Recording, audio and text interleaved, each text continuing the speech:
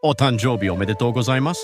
Isto é japonês para parabéns. O Observador faz 12 anos e, em vez de bolo, oferecemos uma visita ao Japão com a Pinto Lopes Viagens. Assine por apenas 39,90€ e habilite-se a ganhar. 12 anos a escrutinar o poder, 12 mil quilómetros para celebrar. Assine hoje em observador.pt. Arigatou.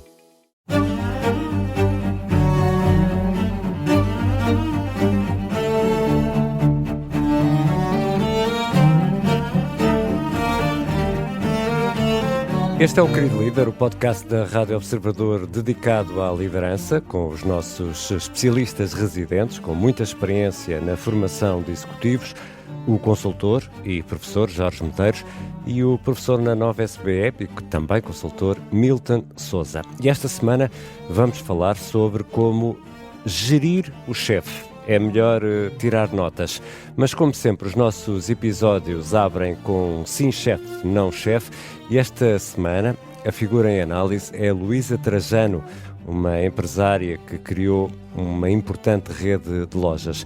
O nosso convidado é Pedro Fraga, fundador e CEO da F3M, nasceu em Ceia, com vista para a Serra da Estrela, hoje está em vários países, mas a sede hoje é em Braga. Nem a propósito, eu sou Ricardo Conceição e este é o Querido Líder, hoje mais especial porque eu estou em Braga, no incrível Teatro Circo em Braga, onde amanhã o Observador organiza a Cimeira da Indústria, esta terça-feira. O Jorge Medeiros está no estúdio da Rádio Observador em Lisboa e o Milton está num avião, mas deixou mensagens. Um episódio do Querido Líder feito todo em direto. Bem-vindos, Jorge Medeiros, e um abraço para o Milton, que não está a ouvir, mas sente. Jorge, um abraço aí para Lisboa. Viva, Ricardo, um abraço. E um abraço para o Milton também, que há de receber. E para o Milton também, exatamente. Ele não ouve, mas está a sentir. E neste primeiro segmento, sim chefe, não chefe, hoje a figura em análise é Luísa Trajano, que criou uma rede de lojas, e o Milton deixou-nos mensagens de áudio. Ele não queria ir de viagem sem deixar a sua participação. Vamos ouvir o que tem a dizer sobre Luísa Trajano. O caso de Luísa Trajano é extremamente interessante, desde logo a minha opinião de que é um sim chefe, fica desde logo já esta classificação. É considerada uma das líderes mais influentes no Brasil, pelo papel que teve também na transformação do setor de retalho. Ela conseguiu fazer crescer uma empresa no setor de retalho chamada Magazine Luiza, num dos maiores grupos do setor, para além de ser também conhecido por uma empresa que disrompeu e transformou o setor ao nível daquilo que foi a criação de soluções de e-commerce e digitais, e portanto claramente parece ser uma pessoa que consegue ter muita determinação para transformar o setor e o negócio e ter a visão para o fazer e a coragem para o fazer quando o fez, e portanto acho que por aí também um excelente caso de liderança transformacional, mas para além disso aquilo que é de realçar é a sua forte consciência social e a forma como valoriza muitas pessoas na sua abordagem de liderança, inclusive também ao nível daquilo que são práticas de gestão inclusivas. Um exemplo muito conhecido é o programa que iniciou específico para o recrutamento de pessoas negras no Brasil, algo que também foi muito criticado por uma ala mais conservadora, que até a acusa muito de ser uma líder socialista, mas acho que ela própria dá nota de que não é possível alterar o sistema sem criar este tipo de soluções que podem ser um pouco controversas, mas que são fundamentais para alterar fundamentalmente a forma como nós olhamos para as organizações e para os sistemas que as compõem, e como esses sistemas acabam por criar, muitas vezes sem intenção pessoal, mas acabam por criar essa exclusão. E portanto, acho que ela mostra muito esta capacidade de conciliar transformação, visão, coragem e centralidade nas pessoas, e um aspecto que eu acho muito interessante, que é muito próprio do setor de retalho, e eu tenho trabalhado com muitas empresas neste setor, o que eu noto é que quase sempre as pessoas que estão no topo são pessoas que vêm das bases. Ou então, sendo eventualmente empresas familiares, tiveram que passar pelas bases. Isto acho que é extremamente importante por duas razões. Permite um contacto mais direto com a realidade da operação e perceber o que é estar numa loja e o que é estar com o cliente e trazer essa experiência para depois poder tomar decisões que tenham isso em conta, e depois cria reforça um aspecto essencial que é uma empatia natural perante as pessoas e uma compreensão do que é a sua realidade e uma proximidade maior com as pessoas a todos os níveis. E conseguindo o líder manter esta humildade de ter este contacto, quando está no topo vai ter uma abordagem de maior empatia, maior reconhecimento, maior valorização das pessoas, que eu acho que a meu ver, é o equilíbrio que é importante ter. Transformar e envolver as pessoas até para apoiar essa própria transformação. Portanto, acho que o caso da Luísa Trajano é mais uma vez prova de que isto é possível e, por isso, a meu ver, um sim, chefe. Um sim, chefe do Milton, a Luísa Trajano. Jorge, merece um sim, chefe ou não, chefe? Sim, eu ia voltar aqui a um tema perene, que é o tema da meritocracia versus cotas, e portanto é sempre fácil criticar alguém que tenta quebrar heranças históricas pouco desejáveis através do estabelecimento de cotas. Portanto, isto é uma daquelas situações que não permite uma solução mágica, há sempre custo-benefício. Caso contrário, se não for por uma imposição, é muito difícil mudar o curso ou a herança do que vem do passado. Qual é aqui o tema e porque é que isto muitas vezes é uma dicotomia? Porque para se estabelecer um conjunto ou uma cota, essa cota vai estar destinada a uma população específica que pode não ter tido acesso aos mesmos meios, à mesma educação, à mesma capacidade de crescer e, portanto, para disponibilizar esse conjunto de lugares deixam de estar disponíveis para pessoas que se calhar cumpririam logo à cabeça quaisquer critérios de admissão. Portanto, parabéns também por esta decisão, que é uma decisão difícil e que é muito fácil de criticar, e é sempre fácil criticar estas decisões que podem ter uma dimensão mais cinzenta. Agora, outras perspectivas que eu julgo serem interessantes, por exemplo, uma das iniciativas, e sempre com esta cor e esta música brasileira, em briga de marido e mulher, ninguém mete a colher. E houve uma iniciativa designada de Eu Meto a Colher Sim. Porquê? O Retalho, o Magazine Luiza, realizou esta campanha com este nome para vender colheres comemorativas nas lojas pelo preço de R$1,80, que é uma alusão ao número Ligue 180. E o 180 é o quê? É precisamente o número de ligação para a queixa do combate à violência doméstica. Isso mesmo, violência contra a mulher. E, portanto, outra nota importante, e nós às vezes vemos isto em Portugal, uma sinalização de virtude em alguns momentos de alguns operadores no retalho que dizem uma percentagem do que obtivermos com estas vendas e com esta campanha vai reverter para a instituição ou para as instituições X. Exatamente. E isto é uma forma encapotada de simular as vendas e sinalizar a virtude. Portanto, neste caso concreto, a Luísa, o Magazine Luiza o que fez foi todas as vendas, todo o resultado das vendas foi na íntegra. Muito rápido. Ricardo, eu sei que estou a sentir aqui a pressão do tempo e muito rapidamente, eu acho que isto é importante também, criou o Canal Mulher, e o Canal Mulher tem algumas particularidades muito importantes. Para já foi criado em 2017 e continua em plena força e dá atendimento especializado a qualquer colaboradora que pode ligar para o número 24 horas por dia. Há uma equipa de atendimento especializado do outro lado. Há apoio jurídico e financeiro e agora, muito importante também, se a segurança da funcionária estiver em risco, a própria instituição mobiliza-se para dar apoio e organizar a transferência imediata da pessoa para outra loja ou então para outro estado. Sim, chefe. Um sim, chefe. E mais à frente vamos conversar com o nosso convidado desta semana, o Pedro Fraga, que está aqui ao meu lado, em Braga, no Teatro Circo. Agora vamos ao tema central desta semana.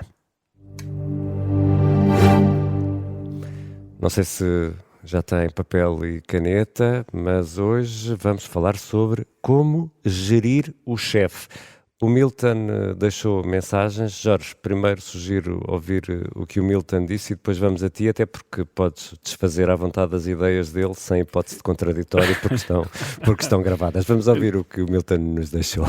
Para falar um pouco sobre a importância de sabermos gerir bem também a chefia, quero fazer referência a uma teoria chamada Leader Member Exchange Theory, que já vem desde os anos 70 e 80, que fala sobre a importância de entendermos a liderança não apenas a partir daquilo que são os comportamentos do líder, mas também a partir daquilo que é a relação que vai estabelecendo com diferentes colaboradores. Desde logo a teoria enfatiza que há um in-group e um out-group, isto é, há aqueles que estão mais próximos da esfera de influência do líder e aqueles que estão mais afastados. E o que é que leva algumas pessoas a estarem mais próximas da esfera de influência do líder do que outras? Desde logo, há aqui um aspecto extremamente importante, isto é que, de certa forma, liga com este tema da gestão da chefia, que é uma fase inicial de que chamamos role-taking, que é um bocadinho uma fase em que o líder vai testando os colaboradores ao nível daquilo que é a sua competência, atitude, a sua fiabilidade, para que gradualmente sinta que pode confiar mais nas pessoas. Aliás, estes três aspectos são essenciais para criar confiança.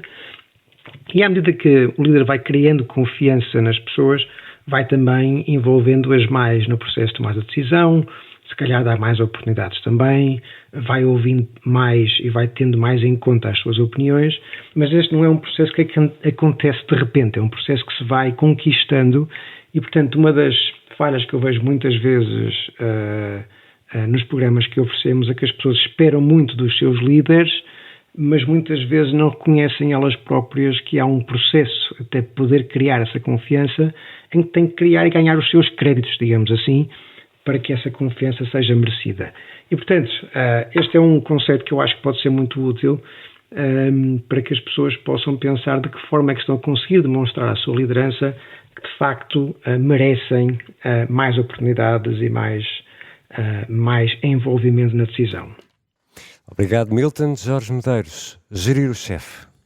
Bom, isto dá pano para mangas, só para complementar aqui nem de propósito, no nosso último episódio fiz referência aqui ao Henry Teifel e ele foi um dos grandes responsáveis pela identificação deste fenómeno in-group, out-group, ou seja, nós versus os outros, e de que forma como é simples muitas vezes criarmos aqui identidades diferentes e muitas vezes antagonizadas. Portanto, a Leader Member Exchange Theory bebe muito daqui e aqui a ideia do Managing Up, isto para deixar aqui o anglicismo para quem quiser procurar mais, isto dá um mundo, vou ficar-me aqui por algumas ideias. Por exemplo, do ponto de vista do liderado, até que ponto é que o liderado espera ser um tarefeiro, ou seja, vai ao chefe à procura de indicações específicas e muitas vezes vou carregar aqui na linguagem acéfalas, ou é um queixoso, vai ao chefe para se queixar ou para identificar os problemas, mas não propõe soluções, ou eventualmente um tarefeiro queixoso, porque isto depois há muitas combinações, por comparação a um parceiro estratégico, ou seja, uma pessoa que procura compreender o espaço de complexidade do líder, procura perceber quais são as variáveis a que ele não tem acesso, mas que o líder pode identificar para que a análise do liderado seja mais direcionada, mais complexa e também mais completa. E, portanto, a ideia é contribuir para. Outro tema que surge muitas vezes é o tema da humildade, e este é outro tema importante. Uma organização, por definição, quando está estruturada hierarquicamente, há uma associação de complexidade a cada um desses níveis de hierarquia. E, portanto, quando as pessoas sobem, acedem tipicamente a patamares de complexidade maiores e, portanto, é muito difícil à partida, eu não tendo chegado lá, conseguir antecipar a quantidade de variáveis e as interações a que o meu chefe tem de prestar atenção. Portanto, devo ser humilde, posso e devo informar da melhor forma do terreno, com a informação que vem do terreno e da minha realidade, para que o meu chefe integre essa informação, mas devo ter também a humildade, que muitas vezes não acontece, de aceitar que a decisão que vem de cima pode ser uma decisão diferente e não cair no erro fácil de justificar, eu não percebo, eu não teria tomado esta decisão e, portanto, partilho isto com a minha equipa. Não façam isto é passar um atestado de incompetência à vossa chefia e é também abrir o caminho para que nas costas dos outros, ou seja, nas vossas costas, as vossas pessoas façam as mesmas coisas. Este hoje é um programa especial, Ricardo, desculpa, porque é em direto. Eu sei que é muito rapidamente. 10 segundos, 10 Jorge, segundos. por favor.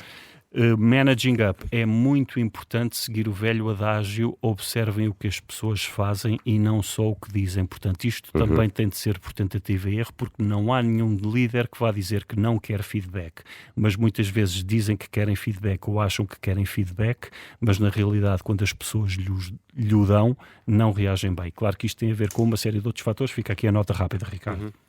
E antes de terminar a primeira parte, damos as boas-vindas ao nosso convidado desta semana, o Pedro Fraga, fundador e CEO da F3M. Pedro Fraga, bem-vindo à sua cidade, Minho. Estamos aqui no coração do Minho, em Braga. Adora viajar, prepara rigorosos e profundos roteiros de viagens de 80 a 90 páginas. Ou mais. Estamos em Braga. Onde é que vamos jantar? Repara, antes de mais, obrigado pelo vosso convite. Obrigado pela exclusão. Pedro, peço desculpa, mas estávamos a falar de in-group e out-group. Isto é o Ricardo a fazer segregação. Completamente. Mas repare, é-me um pouco difícil responder e até terei que ter algum cuidado a responder. Um dos cargos que eu ocupo é a Assembleia Geral da Associação Empresarial de Braga. Olha que o Isaltino Moraes não tem esse problema. Não, isso é verdade, factualmente não. E comprovadamente não. Mas terei alguma dificuldade em recomendar algum, primeiro porque são muitos. Felizmente são muitos.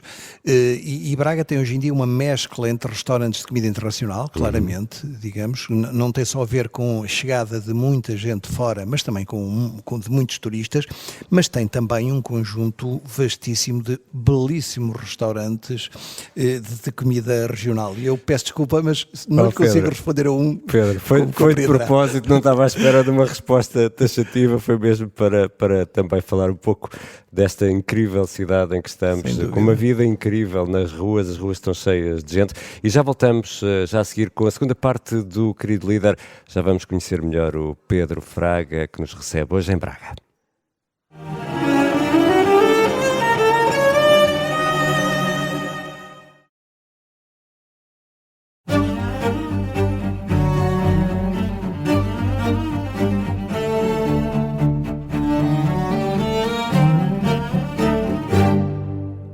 Este é o Querido Líder da Rádio Observador, hoje, segunda-feira, feito em direto do Teatro Circo em Braga, e o nosso convidado de hoje é um engenheiro de sistemas que saiu de Ceia, no coração da Serra da Estrela, para ajudar a pôr Braga no mapa da tecnologia. Estamos em Braga porque esta terça-feira temos a Cimeira da Indústria organizada pelo Observador. Pedro Fraga é fundador e presidente do Conselho de Administração da F3M, uma tecnológica criada ainda nos anos 80 que desenvolve software de gestão para setores tão variados como a economia social, saúde, óticas, têxtil e com presença em Portugal e em Moçambique. É também um business angel, dirigente associativo e embaixador empresarial de Braga. Reparte o tempo entre a F3M e o investimento em startups e um conjunto de cargos e carguinhos. Carguinhos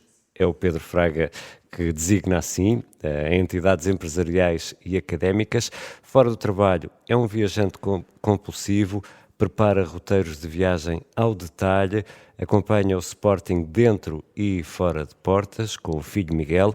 Ontem, domingo, fez uma penosa viagem entre Lisboa e Braga, vieram ambos cabisbaixo, vá-se lá saber porquê. Escreve também sobre política, sociedade e faz mentoria informal a jovens empreendedores. Pedro Fraga, bem-vindo ao Querido Líder. Obrigado. Nasceu em Ceia, no coração da Serra da Estrela, numa zona que descreve como o interior profundo e pobre, mas vem de uma família de classe média. Como é que esse contexto influencia aquilo que é hoje o Pedro no seu trabalho e nas suas empresas? Influencia bastante. Eu sempre tive e reconheço uma fortíssima influência da minha mãe. A minha mãe era professora. Aliás, em casa obrigava-nos a ter uma linguagem imaculada a todos os níveis. Digamos, éramos frequentemente corrigidos. Talvez por isso eu hoje gosto tanto de escrever. E gosto bastante de ler mesmo na minha atividade profissional, situações escritas pelos meus colaboradores e gosto que sejam bem escritas. Atualmente tenho mais dificuldade para perceber se eles escrevem, é um GPT da vida, mas isso é outra situação. Não consegue identificar com facilidade. Não é fácil, mas quando alguém não escrevia muito bem durante muitos anos, de um momento para o outro, começar a ter uma escrita escorreita, dá para desconfiar. Mas habituou-me muito a isso, ao rigor. Eu lembro-me de estar em Braga quando os meus pais cá vinham e eu tentava nesse dia chegar mais cedo a casa, porque estávamos numa altura em que não havia VPNs, portanto não se trabalhava a partir de casa, portanto ia-se todos os dias para a empresa. Eu muitas vezes normalmente chegava a casa às 9, 10 horas. E o meu pai, que era quadro administrativo de uma grande empresa de telenifícios, quando eu aparecia mais cedo em casa, por exemplo às 7 horas, e dizia-me: filho, mas não foste tu que fechaste a porta da empresa? Como é que é possível? Tu viste embora? Tipo, isso é uma irresponsabilidade total da tua parte. Digamos, houve alguma cultura de rigor, e eu digo muitas vezes aos miúdos mais novos que respeitem sempre essa cultura que lhes é transmitida. Nem sempre é positiva, atenção, não estou a dizer que tudo o que nos vem dos nossos antecessores é uma cultura positiva, mas há muitas vezes situações que nos ficam para a vida. Eu acho que essa cultura de rigor ficou. Jorge, tu estás em Lisboa, Jorge Medeiros está em Lisboa nos estúdios da Rádio Observador, o Milton está a voar, está num avião, não vai conseguir participar na conversa, mas Jorge, tens via aberta para conversar aqui com o Pedro. Então, Pedro, faço já uma pergunta, porque estava a tentar casar aqui este coaching. Eu percebi que tu já estavas em pulgas. Chama-se intuição, Ricardo. É isso. É intuição. Estava a tentar casar aqui este coaching permanente que teve, nomeadamente da sua mãe, no que diz respeito à linguagem e ao português, e até que ponto é que consegue transferir isto para ser um líder coach. Ou seja, mais concretamente, com que frequência e com que assertividade faz correções às pessoas que estão sob a sua responsabilidade ou sob a sua influência? Faço algumas, mas tenho que admitir que isso depende também da percepção, qual é a minha percepção sobre a pessoa. Porque algo que é perfeitamente normal e aceite pelo colaborador X ou pelo colaborador Y ou por mentorando X ou Y, poderá não ser a forma certa de o fazer com outra pessoa. Portanto, acho que deve haver sempre algum enquadramento. Eu acho que a percepção do que o outro é e do que o outro espera, nós temos que ser verticais e temos que ter uma coluna cervical direita. Não quer dizer que nós mudemos de opinião consoante o nosso interlocutor. Aliás, o Groucho Marx dizia uma coisa muito engraçada: estas são as minhas convicções, se não gostarem eu tenho outras. Exato. Não é isso que eu estou aqui a defender, nem de perto nem de longe. Mas muitas vezes há colaboradores em que eu faço claramente, e curiosamente o tema que tiveram a debater é extremamente interessante sobre isso, claramente mais reparos do que a outros, porque o sinto muito mais coachable, muito mais disponíveis, peço desculpa, para integrar aquilo que é a minha opinião e a minha percepção. Aliás, é curioso, e se me permite uma rapidíssima história de 1 segundo. Eu uma vez tinha um colaborador que corrigia muito. Eu dizia-lhe: mas escreva assim, mas ele uma vez tem uma observação que me faz que eu fiquei completamente desarmado. É daquelas coisas que uma pessoa às vezes leva para a vida como alguma tristeza, que é dizer-me: epá, Pedro Fraga, não sei porque é que me está a dizer isso, porque provavelmente o cliente está a tantos erros como eu. Repara, isto não é a forma mais lógica de resolver. E é uma falácia, não é? Deliciosa, mas é deliciosa. Mas é por isso, eu acho que é ir gerindo, mas conhecendo o outro. Eu acho que mas já respondeu, não é, Pedro? Já respondeu, e acho que é importante para quem nos ouve esta capacidade de ir adaptando a liderança à pessoa que temos à frente. E, portanto, a pessoas que são mais coachable ou mais treináveis, mal feita aqui a tradução livre, sim. Permite-lhe ser mais intenso, não é? Do ponto de vista dos garantidamente. Sim, e agora outra dúvida. pergunta relacionada com isto. E o que é que para si são estas bandeiras encarnadas no que diz respeito a uma pessoa que não é coachable ou que reage mal a um feedback dado mesmo de forma construtiva? Sabe que há uma entidade, as pessoas quando chegam aos anos que eu levo disto, se começam, têm montes de histórias para contar e eu, portanto, tenho que me controlar nestas coisas. Então, mas venham as histórias, que essas histórias ajudam-nos a perceber é curioso. Nós fomos muitos anos, nós na empresa, eu não estou tanto aqui para falar da empresa, mas ela acompanha a minha vida toda, não é? Em termos profissionais. Nós fomos, já somos há 13 ou 14 anos uma das 100 melhores empresas para trabalhar, a 10ª no ano passado, a 9ª neste ano, etc. Pronto. E uma vez, e normalmente a entidade que fazia essa análise não falava com o líder da empresa, era uma questão de opção, validava com os colaboradores aquilo que ele dizia. Mas um dia chamaram-me lá, e eu, como se costuma dizer aqui no Norte, como sou bem mandado, lá fui à sala reunir com a jornalista que me perguntou assim com uma certa estranheza, e disse, olha, desculpa, eu gostava de fazer uma pergunta que é, os seus colaboradores, a situação que mais realçam é o respeito. Epá, desculpa, mas eu não estou a entender, o que é isso? E eu lembro-me que respondi, penso que com alguma educação, e quero transparecê-la aqui, vai-me desculpar, coisas que eu não consigo explicar, acho que isso é tão óbvio como o ar que respiramos. Eu acho que a questão fundamental, de parte a parte, tanto para os que são coachable como não coachable, como aqueles que são menos ou mais, é claramente uma barreira de respeito, que é um intangível, muito tangível, atenção, é um intangível, mas muito tangível, que nunca deve ser ultrapassado, nem da minha parte como líder, nem da parte das pessoas que interagem comigo. Ou seja, porque quando se passa essa barreira... É difícil. É irreversível depois. É difícil voltar atrás. Tanto de um lado como do outro, não é? Mas repare, se acreditamos no primado do respeito, se acreditamos no primado de não invasão de espaço, digamos assim, uma coisa é a interseção do espaço, outra coisa é a invasão pura e dura do espaço. Se nós acreditamos nisso, se isso é ultrapassado, é dificilmente reversível.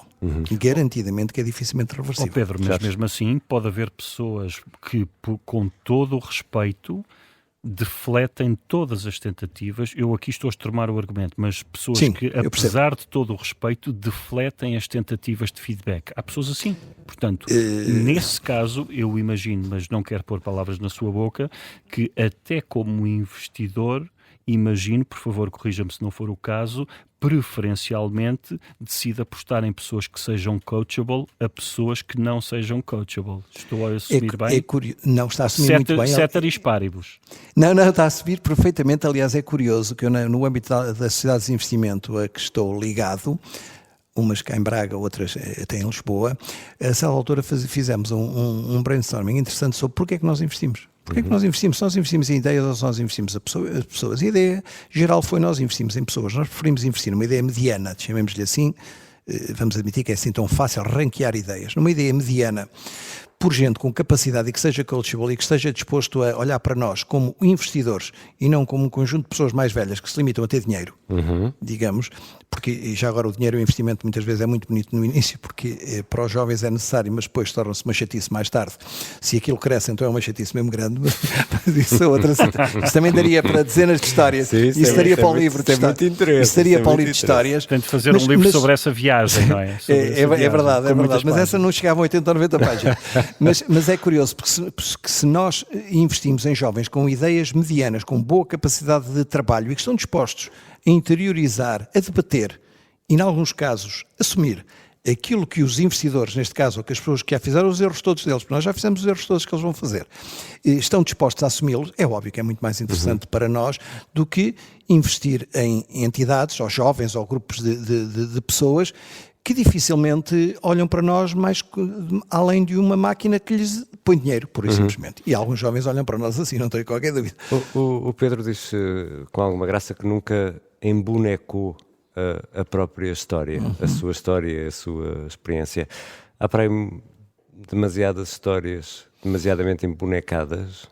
Não, repare, sucessos. eu lembro-me... Pedro, por favor, diga que sim, que eu sou dos primeiros a dizer que já não se aguenta as histórias da carochinha. Eu lembro-me curiosamente, e não queria entrar por aí, mas de um ex-presidente do meu clube, que disse que uma vez entrou no Estado aos 4 anos e disse: eu vou ser presidente do clube. Pronto, isto passou para a vida, estas coisas, e isto é bonito, é dizer, chegou alguém que desde há 40 anos que diz isto. Portanto, para mim teria sido mais fácil dizer: eu vim do interior profundo e pobre, vamos lá ver, a Serra da Estrela, o Ceia, a zona do Distrito da Guarda, no geral, conjuntamente com Trás-os-Montes e o Alentejo, são claramente as zonas mais pobres do país, não vale a pena, nós estamos serão os últimos a cair para a água quando o país tombar para o Atlântico, digamos, eles vão ser os últimos a tombar para a água, porque o país está completamente litoralizado. Mas seria mais fácil dizer: pronto, eu atingi umas metas, digamos assim, também não será nada de especial, e vim do interior profundo e consegui. É mentira, eu tive todas as condições para estudar, eu nunca trabalhei enquanto estudei, enquanto hoje é muito comum haver um conjunto de jovens que trabalha e estuda ao mesmo tempo. Eu nunca fiz absolutamente nada. É que é importante referir isso. Obrigado por esta sinceridade. Eu estou no mesmo barco também, não é? E o Ricardo também, imagino. E o Milton também. Parece que é normal dizermos: não, mais eu trabalhei, etc. Eu não trabalhei enquanto estudei. Não trabalhei enquanto estudei, digamos assim. Eu trabalhei. 5 anos, que foi o tempo que eu demorei a fazer um curso que era de 5 anos. Tive de desculpar a expressão que se vai usar, porque eu acho que isto é injusto para todas as mães, mas o chamado pai-trocínio, ou mãe-trocínio, digamos assim, foi o que eu tive. Portanto, não vale a pena muitas vezes contarmos histórias de helicodoce sobre a nossa vida, porque a mentira tem perna curta, ainda por cima hoje com redes sociais, então é que tem mesmo perna muito curta. Mas não é temos uma pressão para o sucesso quase porque são histórias de sucesso do jovem que conseguiu e agora criou e agora fez e agora os unicórnios, quer dizer, estamos sempre a ser metralhados com estas... Somos, e repare, eu podia aqui dizer, e é factual, eu e os meus colegas da Sociedade de Investimento fomos os primeiros investidores, isto é factual, atenção, e quem quiser pode comprová-lo, num dos maiores unicórnios portugueses, que é a Sword Health. Nós somos investidores. Eu podia estar aqui, estar no meu currículo, investidor, não sei quantos, uma empresa que vale não sei quantos bi neste momento. E tivemos há pouco tempo o Virgílio Bento, no programa da Maria João Vilés. Pronto, portanto, o que é que eu quero dizer com isso? Não vale a pena estarmos, porque isso foi uma coisa episódica, demorou 1 ano ou 2, ou coisa que valha, fizemos o nosso exit e seguimos a nossa vida, e não vale a pena eu estar, por exemplo, chegar a todo lado e dizer: atenção, olhem que eu sou um dos que, e a empresa hoje vale não sei quantos bi. Não vale a pena nós embonecarmos a história. É o que é.